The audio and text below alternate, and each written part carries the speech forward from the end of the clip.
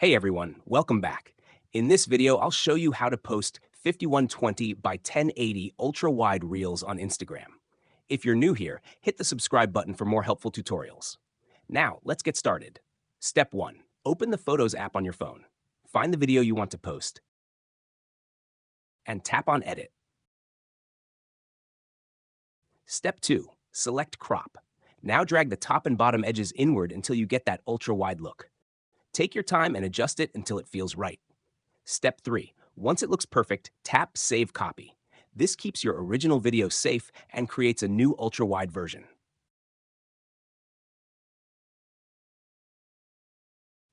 Step 4. Next, open Instagram. Tap the plus icon. Choose Reel and select the video you just saved. Step 5. Add your caption. Choose a cover if you like and tap Share. That's it. Your 5120 by 1080 ultra-wide reel is now live.